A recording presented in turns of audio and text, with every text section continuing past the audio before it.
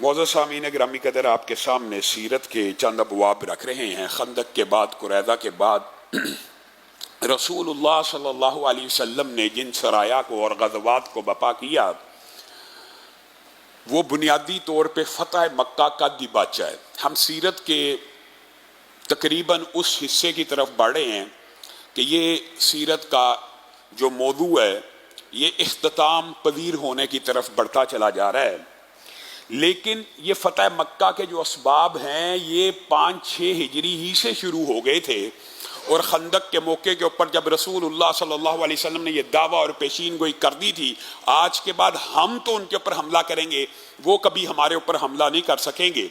تو رسول اللہ صلی اللہ علیہ وسلم نے اس حکمت عملی کو عملی جامہ پہنانے کے لیے مختلف لشکروں کو، مختلف دستوں کو مختلف اطراف میں روانہ بھی کیا۔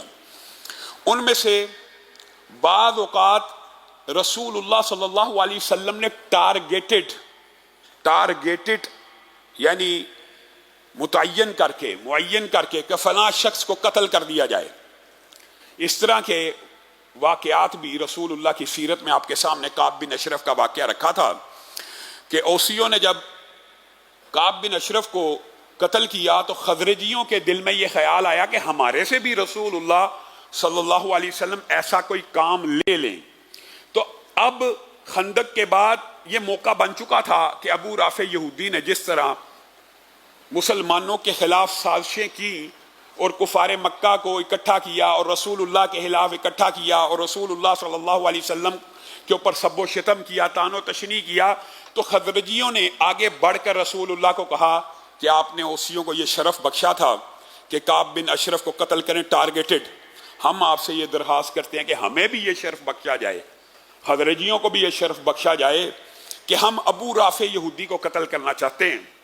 تو رسول اللہ صلی اللہ علیہ وسلم نے ان کی ڈیمانڈ کے اوپر، یہاں پہ خیر یہ فقہ کا ایک طویل باب ہے کہ رسول اللہ صلی اللہ علیہ وسلم نے ٹارگیٹڈ ہمیشہ اس بندے کو قتل کروایا جس کے اندر یہ عیب ضرور موجود تھا۔ وہ عیب کیا تھا؟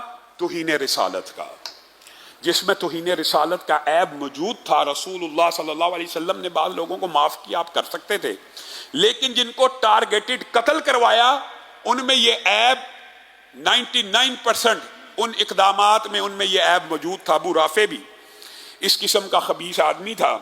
تو رسول اللہ صلی اللہ علیہ وسلم نے 5 خزرجیوں کا دستہ تیار کیا اور عبداللہ ابن عتیق کو رہتی دنیا تک ان کے اوپر سلامتی ہو، اللہ تعالیٰ ان کی قبر کو رحمتوں سے بھر دے۔ آج بھی عبداللہ ابن عتیق کا نام آتا ہے، حرمت رسول پہ کٹنے والے، ان کے دل میں ایک ولولہ تازہ پیدا ہو جاتا ہے۔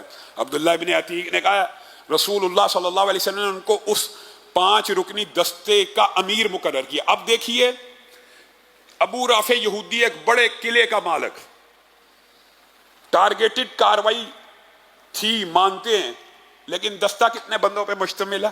5 بندوں، اور ان کے امیر کون ہے؟ عبداللہ ابن عتیق ہیں۔ اور عبداللہ ابن عتیق دیکھیں الحمدللہ وہ 5 کے 5 اس اعزاز میں شامل ہیں، لیکن وہ یہ چاہتے تھے کہ ان 5 میں سے بھی اگر قتل کا کریڈٹ ملے تو مجھے ملے۔ انہوں نے ایک ایسی ترتیب دی کہ ان 5 کو اپنے ساتھ تو لیا، لیکن جب وہ ابو رافع یہودی کے قلعے کے سامنے پہنچ گئے تو ان 4 سے ریکویسٹ کی کہ یار میں ایک چال چلنے والا ہوں، اور جنگ تو چال ہی کا نام ہے، تو تم آگے ہو ٹھیک ہے، لیکن اب جو عملی کاروائی ہے مجھے کرنے دو۔ انہوں نے اتفاق کر لیا، کہا کیا کرنا چاہتے ہیں؟ کہتے ہیں بس تم خاموش ہو کے پیچھے ہو جاؤ، یہ شام کو جب دروازہ بند ہوگا تو میں قلعے کے قریب جا کے بیٹھ جاؤں گا۔ اور انہوں نے ایسے ہی کیا، اور انداز یہ اپنایا، قمیض کو اور کرتے کو اور لباس کو اس انداز میں اٹھایا جیسے انسان قضائے حاجت کے لیے بیٹھتا ہے۔ قلعے کے سامنے اس انداز میں بیٹھے کہ قلعے کے اوپر جو پہرے دار ہیں انہوں نے یہ سمجھا کوئی شخص قضائے حاجت کے لیے دیوار کے ساتھ بیٹھا ہوا ہے۔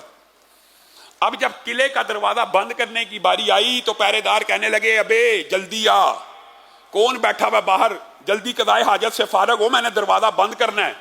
تو اس وقت یہ انہوں نے تدبیر کی، انہوں نے ایسے ظاہر کیا جیسے میں قلعے کے اندر کا شخص ہوں، اور ابھی قلعے میں داخل ہونے سے پہلے قضائے حاجت کی مجھے ضرورت اور احتیاج پڑ گئی، میں باہر آ کے بیٹھ گیا۔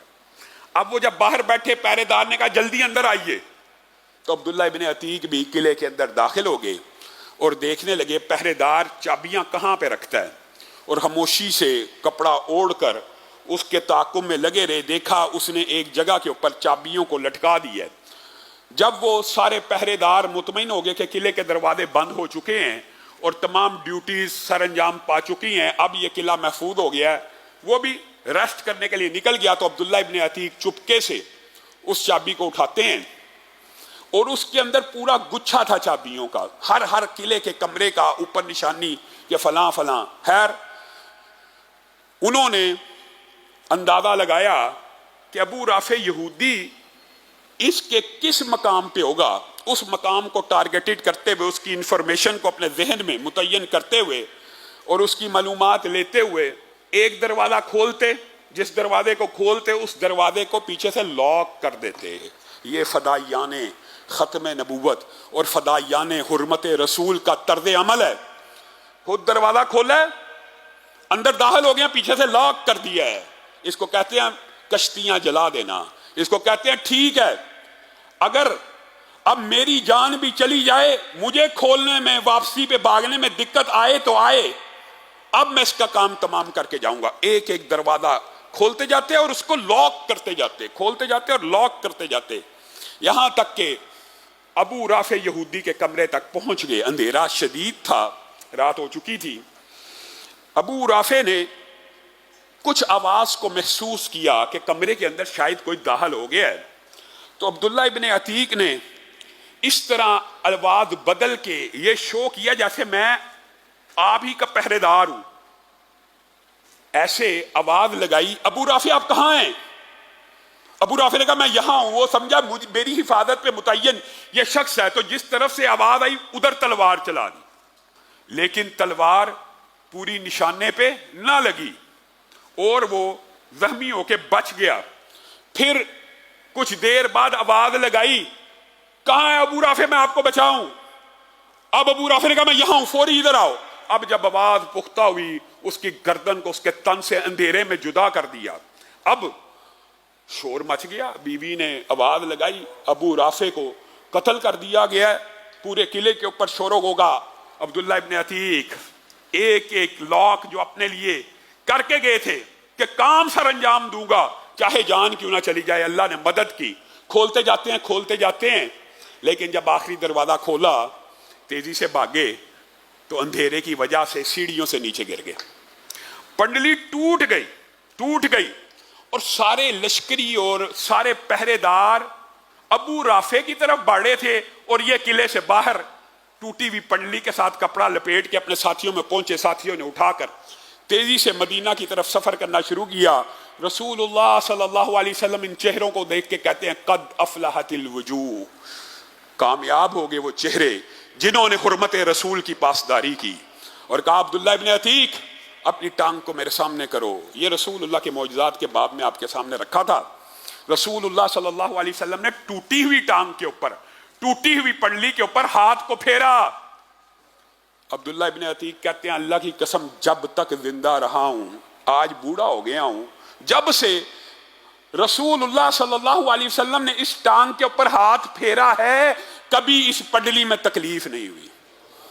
جڑ گئی، ہڈی بھی جڑ گئی، تکلیف بھی دور ہوگی۔ رسول اللہ نے خوشخبری اور بشارتیں بھی سنا دی، اور حضرجیوں نے اس بات کو سیلیبریٹ کیا کہ اگر اوسیوں کے پاس کعب بن اشرف کے قتل کا اعزاز ہے تو حضرجیوں کے پاس ابو رافع یہودی کے، ہم نے رسول اللہ کے کلیجے کو ٹھنڈا کیا اور رسول اللہ نے ہمارے بارے میں یہ کہا تھا قد افلحت الوجوہ، چہرے کامیاب ہو گئے۔ یہ صحابہ کی رسول اللہ صلی اللہ علیہ وسلم سے محبت تھی، اور یہ محبت کا ایک نظارہ نہیں ہے، صحابہ تو رسول اللہ سے جیسی محبت کیا کرتے تھے، آگے آنے والے واقعات میں آپ سن کے حیران رہ جائیں گے۔ اللہ کی قسم یہ کیسے بندے تھے، یہ کیسے جانثار تھے، یہ کیسے شمع رسالت کے پروانے تھے کہ اپنے لیڈر کے وضو کا پانی زمین پہ نہیں تھے گرنے دیتے، زمین پہ نہیں تھے دیتے، حتیٰ کہ رسول اللہ صلی اللہ علیہ وسلم بے اختیاری سے کبھی تھوک پھینک دیتے تو کوئی نہ کوئی صحابی آگے بڑھ کر ہاتھ سامنے کر دیتا کہ رسول اللہ کا لعاب بھی گرے تو میرے ہاتھ پہ گرے، اور وہ اپنے چہرے کے اوپر، اپنے جسموں کے اوپر مل لیا کرتے تھے۔ یہ رسول اللہ صلی اللہ علیہ وسلم کے صحابہ تھے